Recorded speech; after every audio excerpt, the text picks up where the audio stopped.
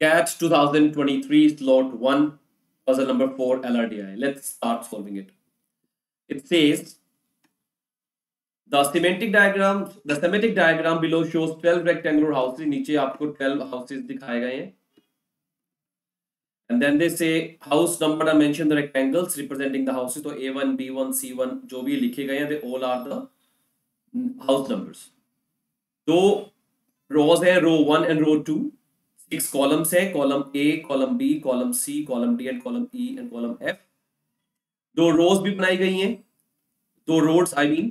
और एक रोड ये जा रही है बीच में सेंटर में C1 और D1 के बीच में C2 और D2 के बीच में और एक जा रही है साउथ डायरेक्शन में A2 B2 C2 D2 E2 F2 के साथ एक रोड वहां पर है एंड दो ब्लॉक्स हैं block XX and block YY. That's the information the first paragraph. So as we know this is done. तो ये हमें समझ आ गया होगा. नेक्स्ट वी हैव दे से अब उन्होंने हमें क्या बताया that some of the houses are occupied, the remaining ones are vacant and the only ones available for sale. तो जो houses हमारे vacant हैं वो houses हमारे कितने हैं सेल पे, बाकी नहीं है. The road adjacency value of house number of its site adjacent to a road. Example दिया उन्होंने जैसे C2 है, C2 में अब एक रोड यहां पर है एक रोड यहां पर है तो इसका मतलब है इसकी एडजेसेंट वैल्यू हो गई 2. F2 समझाया हुआ है. F2 की जैसे रोड से भी ये लग रहा है एक, उसकी रोड एडजेसेंट वैल्यू हो गई 1 और ऐसे ही B1 के साथ कोई भी रोड नहीं लग रहा तो उसकी वैल्यू हो गई 0. उसके बाद बताया इन्होंने आपको neighbour count. For example E1 and C1 the maximum possible neighbours कितने हो सकते हैं. E1 के मैक्सिमम नेबर हो सकते हैं D1 E2 एंड F1. तो 3 इसका नेबर काउंट हो गया. C1 का अगर देखिए तो C2 और B1 दो नेबर हो सकते हैं तो उसका नेबर काउंट हो गया मैक्सिमम 2 हो सकता है एक में भी कोई ना रहता हो तो 0 हो जाएगा लेकिन अगर रहता है तो नेबर काउंट मान लेते हैं उसका. फिर जो बेस प्राइस तो वेकेंट हाउस है वो बताया 10 लाख रुपए है, उसमें पार्किंग इंक्लूड नहीं है. अगर पार्किंग होगी तो 12 लाख का बेस वैल्यू माना जाएगा. कोटेड प्राइस क्या है. कोटेड प्राइस है वेकेंट हाउस विच इज जो उसकी बेस वैल्यू होगी वेकेंट हाउस की प्लस रोड एडजेसेंसी वैल्यू को multiply by 5 plus 3 into neighbourhood count. Let's now write all that because this is the information which I need first of all. तो मेरा quoted price जो उन्होंने मुझे बताया है the quoted price that is actually equal to base value BV plus 5 into they से road एडजेसेंस value जो भी नंबर होगा प्लस 3 इनटू नेबरहुड काउंट. ये मेरे लिए एक इंपॉर्टेंट इंफॉर्मेशन है, मुझे इसको यूज करना है. That is very important information. अब आगे चलते हैं. Now it says in the next part of the question. अब ये हमें कहता है कुछ और इंफॉर्मेशन गिवन है अपने को. Let's look at all that information also. अब पहली इंफॉर्मेशन कहती है the maximum coated price in a block XX जो एक हाउस का 24 लाख है. XX जो हमारा ब्लॉक है वहां पे जो भी वैल्यू होगी वो less than equal to 24 lakh आने वाली है. एंड मिनिमम कोटेड प्राइस जो YY ब्लॉक के अंदर आने वाला है तो YY के अंदर जो मिनिमम होगा 15 लाख है. तो कोई भी प्लॉट होगा 15 लाख कम से कम है उससे ज्यादा वैल्यू आने वाली है. और ऐसा जो 15 लाख वाला हाउस है वो कहते हैं one such house in column E. तो ये जो हाउस है ये कॉलम E में कहीं ना कहीं हाउस आएगा. रो 1 is 2 occupied house. रो 1 में 2 occupied house है 1 in each block. तो XX के रो 1 की अगर हम बात करें तो उसमें 1 हाउस occupied है और YY में भी अगर हम रो 1 में बात करें उसमें भी 1 ही occupied हाउस है. Both house in column E are vacant. तो कॉलम E पूरा का पूरा सेल पे अवेलेबल है. सो ये complete house E1 and E2 ये दोनों ही सेल के लिए अवेलेबल है. Both house are vacant. Each of column D and column F has at least one मतलब मिनिमम 1 हो सकता है दोनों भी ऑक्यूपाइड हो. तो कॉलम D एंड F जो है वहां पर मिनिमम ईच 1 हाउस ऑक्यूपाइड है. Sorry. The next it says there is only one house with parking space in block YY. तो ब्लॉक YY में जो पार्किंग स्पेस है सिर्फ वो एक ही हाउस में होगा. That be only available in one house. वहां पर पार्किंग स्पेस अवेलेबल है, sorry, one house has parking space.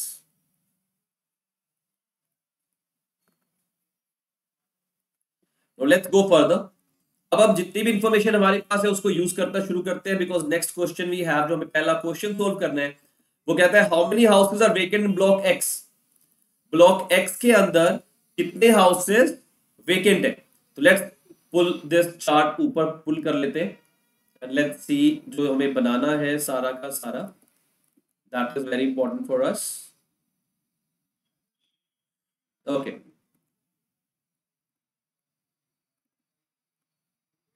Now it says, पहली इंफॉर्मेशन मेरे को मालूम है क्यूपी जो है वो base value plus 5 into road agency etcetera etcetera. मुझे बताना है एक्स ब्लॉक में मेरे कितने हाउसेज वेकेंट है। कैसे करें भाई, बड़ा सिंपल था। What exactly we have to do, हमें सिर्फ इतना चेक करना है कि ये जो सबसे पहले इंफॉर्मेशन गिवन है पहले इसको यूज करो। How can use it. X में सबसे महंगा प्लॉट 24 लाख का, ठीक है। 24 लाख आएगा कैसे, let's understand that. Base value मेरी 10 या 12 लाख होने वाली है। अब अगर 24 बनाना है तो मैं इसको 12 लाख मान लेता हूं। For example I am taking ये 12 लाख विद पार्किंग है, कोई ना कोई हाउस जिसकी वैल्यू 24 लाख होने वाली है। रोड एडजेसेंसी वैल्यू 5 है इनटू मल्टीप्लाई, तो रोड एडजेसेंसी वैल्यू मैक्सिमम यहां पर जो है एक्स ब्लॉक के अंदर वो C2 की है। C2 का एक रोड यहां जा रहा है, एक रोड यहां जा रहा है, तो ये हो जाएगा 12 प्लस 10 22 और 3 इंटू नेबर काउंट। अगर नेबर काउंट 0 हो जाए तो वैल्यू 22 में रुक जाएगी, ठीक है। और अगर नेबर काउंट को 1 ले जाऊं तो 25 हो जाएगा। अगर मैं बेस वैल्यू को 10 लाख कर दूं तो 10 प्लस 10 20 प्लस 3 23 रह जाएगा। 2 अगर नेबर काउंट है 26 हो जाएगा, क्योंकि ये 3 का मल्टीपल है, ये 5 का मल्टीपल है। तो पहली बात तो ये क्लियर है, नेबर काउंट जो है मेरा वो मेरा 0 1 2 और 3 में से कुछ होना है। और जो रोड एडजेसेंसी वैल्यू है वो 0 1 और 2 में से होनी है। तो अगर मैं इसको 10 ले लेता हूं, मतलब रोड एडजेसेंसी अगर 2 हो गया तो इन दैट केस 10 के साथ 24 का कॉम्बिनेशन बन ही नहीं सकता। 10 प्लस 3 10 प्लस 6 12 प्लस 3 कुछ भी 24 नहीं बनता। मतलब C2 हाउस 24 लाख का नहीं है। अब अगर मैं इसको 1 ले लूं रोड एडजेसेंसी वैल्यू को, क्योंकि C1 भी मेरा एक ही रोड उसके साथ है और B2 के साथ भी एक है, A2 के भी साथ एक है, तो ये तीनों क्या 24 लाख हो सकते हैं। अगर मैं रोड एडजेसेंसी वैल्यू 1 ले लूं तो 5 इंटू 1 5 5 एंड 10 15 एंड 3 इंटू 3 9 24 ये बन सकता है। इसको अगर 12 ले लूंगा तो फिर नहीं बनेगा, multiple of 3 will create a problem. मतलब रोड एडजेसेंसी वैल्यू 1 होनी जरूरी है, 0 वाला तो वैसे ही नहीं हो सकता ना, क्योंकि अगर ये 12 भी हो जाए और ये मैक्सिमम 3 9 भी हो जाए, अगर मैं B1 की बात करूं तो B1 का कोई रोड एडजेंसी वैल्यू नहीं है। तो अगर ये पार्किंग के साथ भी दे दिया 12 और 3 इंटू 3 9 भी कर दिया तब भी 21 पहुंचेगा, 24 पहुंचेगा ही नहीं। दैट मींस मेरा C2 B1 A1 ये मेरा वैल्यू आंसर नहीं होने वाला, मेरा ये 24 लाख नहीं होने वाला। मेरा 24 लाख होगा या तो C1 या A2 या B2, जिसका मेरा रोड एडजेसेंसी वैल्यू 1 होने वाला है। तो 24 लाख तभी आएगा अगर रोड एडजेसेंसी वैल्यू 1 हो जाए, मतलब 5 इंटू 1, तो 5 इंटू 1 5 हो जाए और नेबर काउंट हो जाए मेरा 3 इंटू 3 9 और बेस वैल्यू हो जाए मेरी 10, ये टोटल आपका 24 निकल के आ जाएगा। अब बेस काउंट मेरा 10 मतलब पार्किंग नहीं है, पहली बात ये भी श्योर हो गई। अब A2 B2 और C1 में से कौन सा है। अब नेबर काउंट 3 किसका हो सकता है, नेबर काउंट C1 का 3 तो हो ही नहीं सकता, क्योंकि B1 और C2 दो ही नेबर है। A2 का भी नहीं हो सकता, A1 और B2 दो नेबर काउंट है। मतलब जो B2 है, B2 हैज अ 24 लाख का वैल्यू, तो ये B2 जो है इसकी वैल्यू 24 लाख है। This value belongs to B2। दूसरी बात, अब मुझे मालूम है सारे के सारे हमारे जो हाउसेज है वो सारे के सारे ऑक्यूपाइड है। अगर ये सारे के सारे हाउस मेरे ऑक्यूपाइड है, दैट मींस यहां भी कोई रहता है, यहां भी कोई रहेगा और यहां पर भी कोई रहता है। तो मेरे वेकेंट कितने हो गए, वेकेंट एक हो गया A1, एक हो गया B2, एक हो गया C1। तो मेरे 3 हाउस वेकेंट नजर आने चाहिए अभी के लिए। अब मैं आगे चलता हूं, क्या इनमें से भी कुछ वेकेंट है। ये तो पक्का वेकेंट हो गया, क्योंकि मेरा क्वेश्चन है हाउ मेनी आर वेकेंट। तो एक तो मेरा B2 वेकेंट है पहला, क्या ये दोनों वेकेंट हो सकते हैं। अब ये दोनों वेकेंट हो सकते हैं कि नहीं हो सकते, लेट्स चेक इट आउट। मेरे को मालूम है रो 1 में एक ही ऑक्यूपाइड है। अब रो 1 में एक ही ऑक्यूपाइड है हर एक ब्लॉक के अंदर, मतलब ये दोनों तो पक्का खाली होने चाहिए, A1 और C1। That means second plot which we have vacant, that is A1, or third plot which we have vacant, that is C1. I believe it's quite clear. Let's understand again. मेरे को 24 lakhs value मालूम है, maximum value आने वाली है। तो 24 lakhs value के लिए हमने कॉम्बिनेशन बनाया, base value 10, road adjacency value 1 और नेबर काउंट 3। यही 24 बनता है, इसके अलावा ऑप्शन नहीं था। नाउ दिस वाज 24 lakhs, तो इसके लिए मुझे इन तीनों को ऑक्यूपाइड करना पड़ा, A2 को, B1 को और C2 को। ये तीनों ऑक्यूपाइड होने के बाद ये वेकेंट है और ये दोनों वेकेंट है। क्यों दोनों वेकेंट है? रीजन भी उन्होंने मुझे बताया था कि रो 1 के अंदर एक ही हाउस ऑक्यूपाइड है ब्लॉक XX में और एक ही हाउस ऑक्यूपाइड है ब्लॉक YY के अंदर। दैट मींस मेरा पहले क्वेश्चन का आंसर आ जाएगा straight away. Let's go to the answers. Question देखते हैं, क्वेश्चन क्या है हमारे। The first question which we had, how many blocks are vacant in block XX? That means the answer we have 3, and that is the right answer also. You guys can check that. Now look at the second question. Second question देखते हैं। The second question said, which of the following houses is definitely occupied? इनमें से कौन सा house definitely occupied है? तो एक बार वापस चलते हैं, जो हमने चार्ट ऊपर तैयार किया उसको देख लेते हैं। ऑक्यूपाइड कौन कौन से हैं? A1, B1, F2, D2। अब A1 ऑक्यूपाइड डेफिनेटली नहीं है, मुझे पता है ये वेकेंट है। F2 और D2 मैंने चेक नहीं किया, पर B1 तो डेफिनेटली ऑक्यूपाइड आ चुका। मतलब इतने से क्वेश्चन से ही मेरा आंसर क्लियर हो चुका है कि मेरा जो ऑक्यूपाइड डेफिनेटली है वो B1 तो ऑक्यूपाइड है ही है, बिकॉज XX ब्लॉक के अंदर मैं सोल्व कर चुका हूं। मेरा इस क्वेश्चन का आंसर भी क्लियर कट सामने है मेरे। That means answer we have for the 17th question in the slot 1, the answer to that was B1। मेरा B1 हाउस डेफिनेटली ऑक्यूपाइड होना जरूरी है। Let's go to the question number 3। I believe quite clear है, बहुत easy है, समझ आ रहा है। ये क्वेश्चन थोड़ा सा लेंथी जरूर था से, पर पिछले से लेंथी नहीं था। तो लास्ट क्वेश्चन था वीजा ऑफिस वाला, वो ज्यादा लेंथी था, ये उससे इजी था। Now the third question which you have, that says which of the following options, इनमें से कौन सा ऑप्शन जो आपके सामने गिवन है, best describe the number of vacant houses in row 2। रो 2 के अंदर कौन सा हाउस आपका वेकेंट हाउस था? अब ऑप्शन है 3 और 4, 2, 3 और 2 एंड 3। मुझे रो 2 बतानी है। अब रो 2 के अंदर vacant house, now let's go back, ऊपर चलते हैं वापस। नाउ रो 2 के अंदर अगर मुझे वेकेंट हाउस निकालने हैं तो क्या होगा?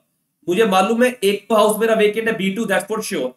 अब मुझे मतलब ब्लॉक YY भी सोल्व करना है, तो लेट्स सोल्व ब्लॉक YY। जो जो हम सोल्व कर चुके हैं उसको हटा देते हैं ताकि कंफ्यूजन नहीं होगी। तो this we have solved already, ये भी हम सोल्व कर चुके। Now let's go to the YY block. YY block में तब सबसे कम वैल्यू 15 लाख है और भी E1 और E2 दोनों खाली है। उन्होंने मुझे बताया, ऑलरेडी बता दिया था कि मेरा E1 भी खाली है, पहला ब्लॉक खाली, और E2 भी मेरा खाली है, क्योंकि ये लिखा हुआ था कि E1 और E2 दोनों वेकेंट है, मुझे इंफॉर्मेशन गिवन है। और इसी में से एक 15 लाख है। अब 15 लाख कौन सा होगा? अगर मैं E1 को मान लूं कि ये मेरा वेकेंट है, तो अगर इसकी बेस वैल्यू 10 लाख हो जाए, इसकी रोड एडजेसेंसी वैल्यू मेरे पास है ही नहीं 5 लाख, और 3 into 2 बनता नहीं 6। तो E1 तो तभी होगा अगर E1 के साथ मैं ये बोल दूं आपको कि इसकी पार्किंग भी अवेलेबल है। E1 के अंदर पार्किंग भी अवेलेबल है, अगर मैं आपको ये बता देता हूं तो ये 12 लाख हो जाएगा, 12 लाख, और एक नेबर इसका ऑक्यूपाइड होना चाहिए इन तीनों में से। ये तो है नहीं, मतलब D1 और F1 में से एक ऑक्यूपाइड है, मतलब E1 मेरा 15 लाख हो सकता है। E2 पे चलता हूं। E2 का मिनिमम बेस प्राइस है 10 लाख, ठीक है, मिनिमम बेस प्राइस 10 लाख है, 10 + 5 ये 15 हो जाएगा। एक रोड एडजेसेंसी वैल्यू आ गई 5 into 1, दैट मींस 15 लाख तो हो गया। अब D2 और F2 क्या दोनों खाली हो सकते हैं? क्या ये दोनों D2 और F2 अगर ये तो खाली है, तो क्या D2 F2 दोनों खाली हो सकते हैं? Let's check it out. Row 1 में मुझे बताया गया था 1 ऑक्यूपाइड दोनों में, दैट इज डन। इन दोनों में से एक ऑक्यूपाइड होना जरूरी है, या तो D1 ऑक्यूपाइड है या F1 ऑक्यूपाइड है। ऑक्यूपाइड तो एक ही है। और दूसरी बात मुझे ये पता है कि डी एंड एफ में मिनिमम एक ऑक्यूपाइड दोनों में ही है, मतलब इसमें भी एक ऑक्यूपाइड पक्का है और इसमें भी एक ऑक्यूपाइड डेफिनेटली है ही है, इन दोनों में एक एक ऑक्यूपाइड है कम से कम। तो मतलब या तो D1 और D2 में से अगर D1 ऑक्यूपाइड है तो F1 ऑक्यूपाइड नहीं हो सकता, बिकॉज रो 1 मुझे पता है एक ही ऑक्यूपाइड था। तो अगर D1 ऑक्यूपाइड है तो F2 ऑक्यूपाइड होगा, F1 ऑक्यूपाइड है तो D2 ऑक्यूपाइड होगा, मतलब E2 की तो नेबर वैल्यू आनी है। मतलब ये 10 5 15 3 18, तो E2 मेरा 15 लाख का नहीं है, जो मेरा 15 लाख वाला प्लॉट है वो E1 है। That means this E1 plot I have that is equal to 15 lakh. जो मेरा E1 प्लान है ये 15 लाख है, और इसके साथ पार्किंग भी है, इसमें पार्किंग भी आएगी because one plot in YY has parking, और ये 12 lakh with parking base value हो गई, और नेबर वैल्यू 1। D1 और F1 में से एक ही ऑक्यूपाइड है, मुझे मालूम है। E2 वैकेंट है ही नहीं, E2 ऑलरेडी वैकेंट ऑक्यूपाइड है ही नहीं। That means E1 is by 15 lakh, ये बात भी मुझे क्लियर है। नाउ अगर E1 क्लियर है तो अब मेरे को मालूम है इन दो कॉलम में D1 और D2 में कम से कम एक, यहां पे एक पक्का ऑक्यूपाइड है, यहां पर भी पक्का एक ऑक्यूपाइड है, ठीक है ना। तो अगर D1 ऑक्यूपाइड है तो F1 खाली है, अगर F1 ऑक्यूपाइड है तो D2 खाली है। That what I can say. तो 15 लाख वाली कहानी खत्म। नाउ इसको भी हटा देते हैं ताकि we will not get confuse, ये भी डन। रो 1 में एक ऑक्यूपाइड है, ये भी बात भी हो गई। एक पार्किंग वाला, ये भी E1 हो गया। अब रो 1 में एक ऑक्यूपाइड हम लिख चुके, D और F मिनिमम एक ऑक्यूपाइड, ये कहानी भी हमने कर दी। नाउ मेरा क्वेश्चन है, अब क्वेश्चन पे चलते हैं वापस। द क्वेश्चन सेड कि कितने वेकेंट हाउस हो सकते हैं रो 2 में। एक तो यहां पे वेकेंट है ही है B2, और कितने वेकेंट हो सकते हैं। हो सकता है कि ये इसमें एक रो में एक खाली है, अगर D1 खाली है तो मिनिमम 1 ऑक्यूपाइड तो चाहिए ही चाहिए मेरे को। तो अगर D1 खाली है D2 ऑक्यूपाइड होगा, राइट। अगर D1 खाली है तो D2 ऑक्यूपाइड होगा, F1 खाली होना चाहिए तो F2 भी ऑक्यूपाइड हो सकता है। अगर D1 ऑक्यूपाइड है D2 खाली होगा तो F1 ऑक्यूपाइड नहीं होगा। लेट्स राइट इट टाइम ताकि क्लियर हो जाएगा आपको। अगर मैं D1 को वेकेंट मान लेता हूं तो इसको ऑक्यूपाइड होना पड़ेगा, ठीक है। अब दोनों में कम से कम एक ऑक्यूपाइड तो है ही है, तो ये ऑक्यूपाइड है तो कम से कम ये वेकेंट हो सकता है। तो मतलब मेरे 3 हाउसेस वेकेंट हो सकते हैं। That is what I am saying. तो मेरा जो क्वेश्चन है, जो क्वेश्चन गिवन है वो कहता है कि which of the following option best describes. तो रो 2 में कितने हाउस वेकेंट हो सकते हैं। 2 तो डेफिनेटली है, तो 2 के साथ तीसरा भी हो सकता है, ठीक है। दूसरा केस ये था, अगर यहां पे वेकेंट हो जाएगा ये ऑक्यूपाइड हो जाएगा, ठीक है ना। अगर ये वेकेंट तो ये ऑक्यूपाइड, तो ये ऑक्यूपाइड तो ये वेकेंट। तो मेरे पास 3 हो सकते हैं, 2 भी हो सकते हैं कि अगर दोनों ही ऑक्यूपाइड हो जाए, क्योंकि मेरे को मिनिमम पता है कि दोनों डी और एफ लाइन के अंदर, कॉलम के अंदर मिनिमम एक ऑक्यूपाइड तो है ही, या दोनों भी हो सकते हैं। तो ये भी दोनों ऑक्यूपाइड हो सकते हैं, बट यहां पर एक वेकेंट जरूरी था। दैट मींस मेरा आंसर या तो 2 आएगा या फिर आंसर आएगा 3। Quite clear, simple. Let's go for the next question. The fourth question which we have that said what is the maximum possible quoted price for a vacant house in column E। अब column E में मुझे मालूम है 15 लाख तो आ गया, इसका maximum कितना हो सकता है E2 वाले का। अब E2 का मैक्सिमम कितना होगा। E2 का मैक्सिमम होने वाला है, बेस वैल्यू 10 लाख है बिकॉज एक ही मेरा पार्किंग वाला था वो चला गया E1। E2 का 10 लाख बेस प्राइस हो गया, that I can take 10 lakh रुपए हो गया base price. Road adjacency value हो गई 5 लाख। और अब मुझे, मैंने आपको बोला मिनिमम 2 ऑक्यूपाइड थे, तो अगर ये वाली कंडीशन है वेकेंट ऑक्यूपाइड, तो हो सकता है ये भी ऑक्यूपाइड था और ये भी ऑक्यूपाइड है। मेरी कंडीशन एग्जिस्ट करती है, दोनों हाउस में मिनिमम एक ऑक्यूपाइड है, रो 1 में सिर्फ एक ही ऑक्यूपाइड है। दैट मींस 2 भी ऑक्यूपाइड हो सकते हैं। दैट मींस मेरा आंसर हो जाना चाहिए 10 + 5 15, 15 + 6 21। That means the answer I have that is 21 lakh. तो मेरा आंसर जो आएगा वो हो जाएगा 21 लाख। तो कितनी प्राइस वैल्यू हो सकती है, मैक्सिमम वैल्यू 21 लाख हो सकती है, ठीक है जी। Now let's look at the last question. Which block in block YY has the parking space. इन्होंने पहले ही सोल्व कर लिया, दैट इज E1। तो क्वाइट इजी, क्वाइट इंटरेस्टिंग। तो पजल ये भी लेंथी नहीं थी। LRDI slot 1 I will say quite easy than previous years exams, और प्रैक्टिस पे डिपेंड करता है कि आपने कितनी अच्छी प्रैक्टिस की हुई है। Again, I'll say we have started with our CAT online batch as well as offline batch. In case you want to join, do contact us so we can make your dream come true. Thank you so much. Take care. Goodbye.